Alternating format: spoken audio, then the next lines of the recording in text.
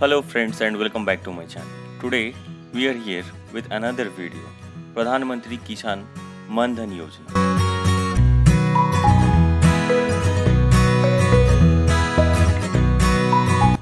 As we all know, Pradhan Mantri Kisan Man Dhan Yojana has already been launched on 12th September. And now what the scheme is all about. What is PM-KM? It's a pension scheme for all land-holding, small and marginal farmers in the country.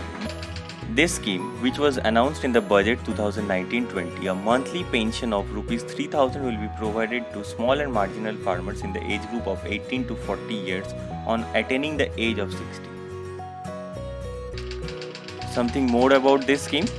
Registration for the Farmers Pension Scheme was started on 9th August 2020. It offers a guaranteed income to farmers in their old age. Farmers will have to make a monthly contribution amount of Rs 55 to Rs 200 depending on the age. And the central government will put in an equal contribution. Suppose a person is adding 55 rupees every month, so central government will also add Rs 55 every month. Life Insurance Corporation of India has been appointed insurer for this scheme. So, all the dealings of this scheme will be done by LIC. So, what will be the eligibility for this scheme? All the small and marginal farmers in all states and union territories of the country who are above 18 and less than 40 till now, and who do not fall within the purview of exclusion criteria such as beneficiaries of ESI, NPS, that is National Pension Scheme and all. So, what will be the mandate registration process? The procedure for giving consent by eligible beneficiaries will be as follows. The prosecutive beneficiary will approach CSC. What is CSC here? Common Service Center. The CSC will ensure customer related information is validated using customer bank passbook before completing the registration process. Basic details are to be validated, that is customer name, customer account number, IFSC or MICR code that will be available in your bank passbook, your mobile number, that is an optional thing, and another one is other customer information as available in the passbook which is required for the mandate registration. Now, some of the key highlights of this scheme. The spouse is also eligible to get a separate pension of Rs 3,000 upon making separate contribution to the fund. That is, if someone who is the wife of a farmer, she is also eligible if she registers individually, that is separately. Life Insurance Corporation shall be the pension fund manager and responsible for pension payout.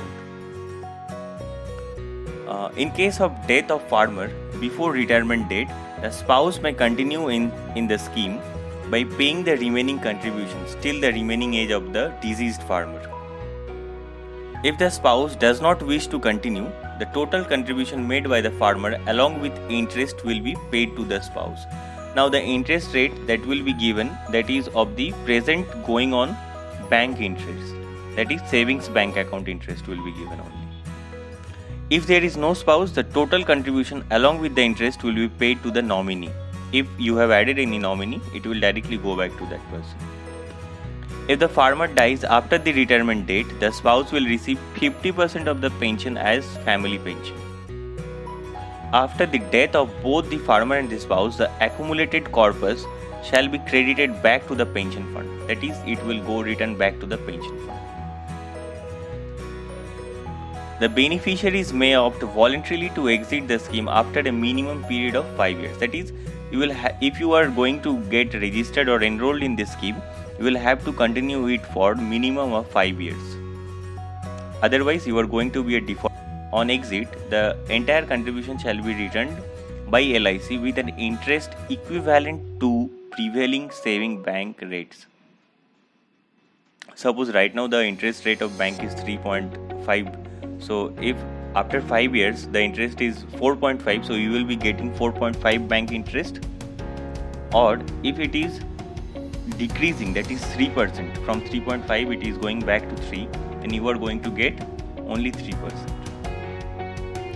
Now, the farmers who are also beneficiaries of PM Kishan scheme will have the option to allow their contribution debited from the benefit of that scheme. PM Kisan, that is the scheme in which the farmer receives annual of 6,000 rupees in their account. In case of default in making regular contribution, the beneficiaries are allowed to regularize the contributions by paying the outstanding dues along with prescribed interest.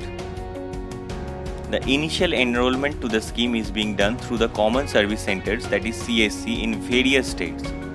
Later on, alternative facility of enrollment through the PM Kisan state nodal officers or by any other means or online enrollment will also be made available. Right now, the enrollment fee is free of cost, and the Common Service Center will charge rupees 30 per enrollment, which will be borne by the government. So, one major thing that is to be kept in the mind of the farmer, that is, they won't have to pay a single penny from their pocket. Everything will be borne by the government. There will be appropriate grievance readdressal mechanism of LIC banks and the government. An empowered committee of secretaries has already been constituted for monitoring, review and amendments of this scheme. Now, what will be the monthly contribution of different age group? See, in the left column it is entry age, that is, and the second one, that is superannuation age, when you are going to retire. The third one is members contribution in rupees. Fourth one is government's contribution in rupees, and fifth one is total contribution in 1 month. So if a person is aged 18 right now, he will have to pay a monthly amount of rupees only 55, and the government will contribute an equal amount, that is 55. So in a month his total contribution will be 110 rupees. So if a person is around 25, he or she will have to pay an amount of 80 rupees, and the central government will pay an equal amount, and the total contribution will be 160. So likewise, if a person is 40 years old, now his monthly contribution will be 200 rupees, and the central government contribution will be 200, and the total contribution will be 400. See, as the age gradually increases, the amount of premium also increases. So depending upon the age, the total premium is also depending. But the monthly pension will be same, that is rupees 3,000. Thanks for watching this video. Stay healthy and stay safe. And don't forget to subscribe my channel, Shomesh.